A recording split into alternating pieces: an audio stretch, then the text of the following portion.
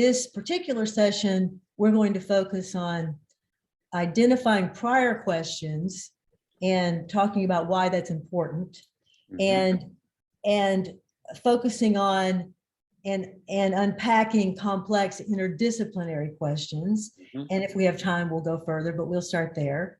So if I could, I'll just explain for a couple of minutes what identifying prior questions means. But first, let me say hello, Gerald.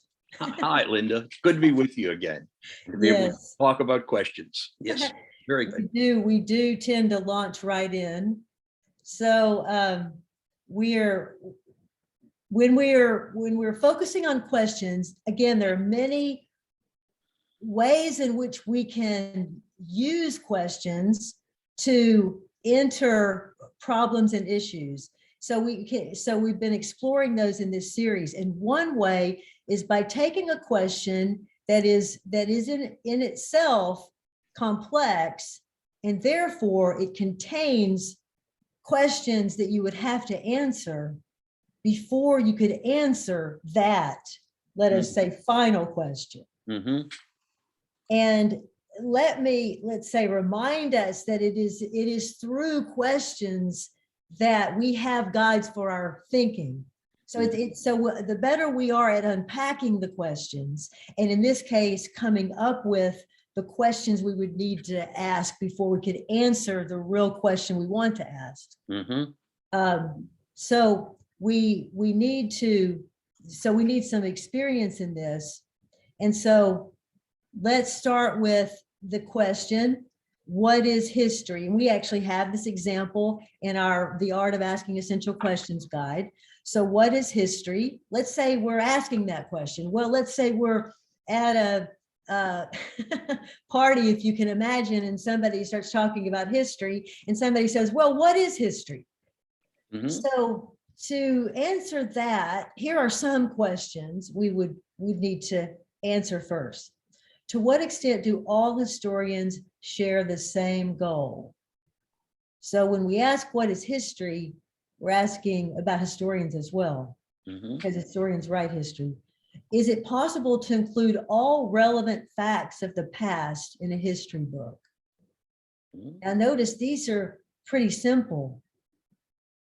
And how many of that is to answer in comparison to the main question, which is complex.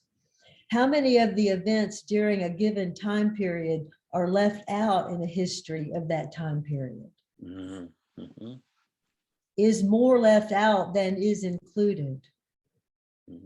How does a historian know what to emphasize?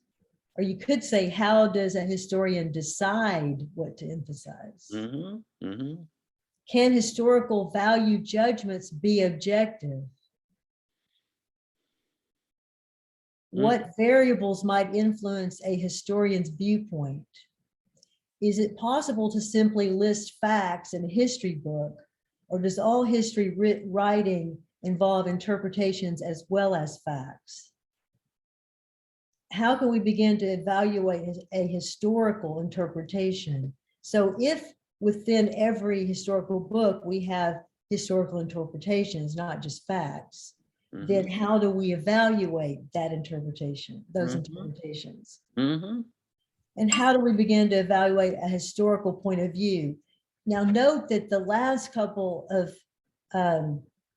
questions are more complex than the first one. So when we think about prior questions, we have to just say, okay, it's a complex question that we're focusing on. And then we would ask, what are all of the questions that we would have to answer before we could answer that? And some of those questions will be, let's say, simple. There'll be procedural questions. There will be what we call category 1 questions, questions of fact or judgment. And many of these are.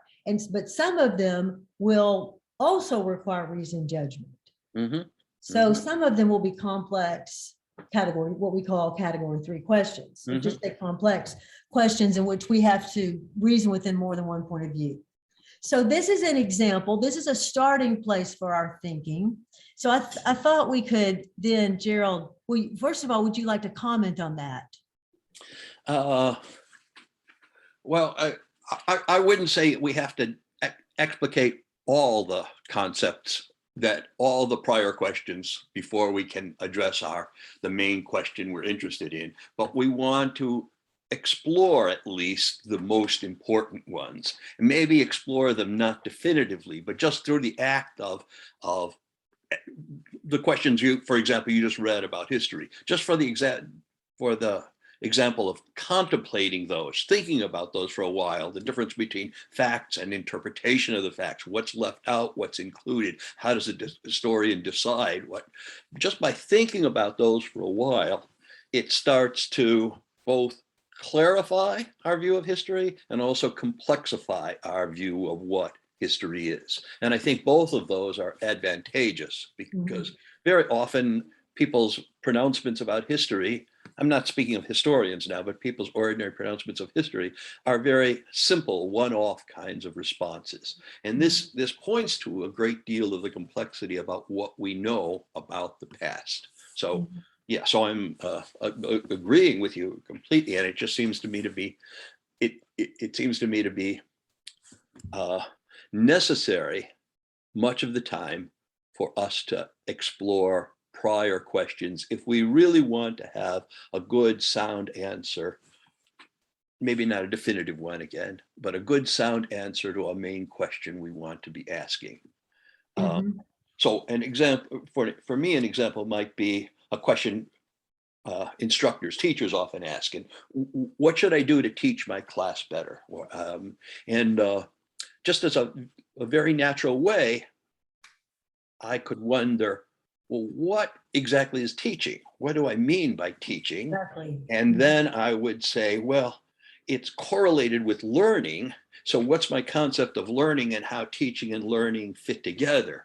And once I start doing that, I, at least off the top of my head right now, think that if there's teaching, but there's an act like teaching, but there isn't any learning going on, then I'm not at all sure it really counts as teaching. So if I lecture the whole time and my students are not understanding what it is I'm saying, I can call that teaching if I want, but if there's no learning taking place, then I'm not sure it is teaching.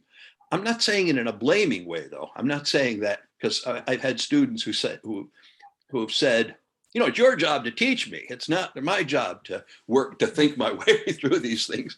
And so I'm not embracing that view at all. But in general, if the people can understand the language and if it's at the appropriate level and all, then I want to judge the extent to which I'm teaching well, or the extent to which I should try different things in my teaching, kind of to be correlated with my conception of what it is to learn something. So that seems to me to be a straightforward example of a prior question that I need to ask. Yes, well, you raise a number of interesting points there. The first move that you made was to say, we don't necessarily need all of these prior questions. Right. And because let me just say this in my own words, so that, because if we take half of these seriously, then we maybe also deal with the other half in the way that these particular ones are laid out. Some of them, these are somewhat saying the same thing in different ways. But one of the things that's so fascinating about questions is that we can begin to articulate the question, and we can say, okay, we basically know what the questions are, but we don't necessarily explicitly state the questions that are implied in the original question. Or let's say we're dealing with a cluster of questions, and we're not dealing with the cluster very well because we're not able to articulate the questions very well because we don't have any theory of questions. So what I'm saying is we want a very rich, developed theory of questions, but then know that sometimes we've done enough thinking. It's in a similar way we can approach the elements of reasoning. Right. So if we take purpose and question and interpretation seriously, well, maybe that's all we need right now, because we've clarified the purpose, which was really our problem, and then everything fell into place. You see, so Yeah. It's like what we're doing is we're building our toolbox. Hmm. And you're saying, yeah, and we don't necessarily need all those tools every time. Right. But what we do have to do is we have to make sure that we're adequately addressing the issue. Right.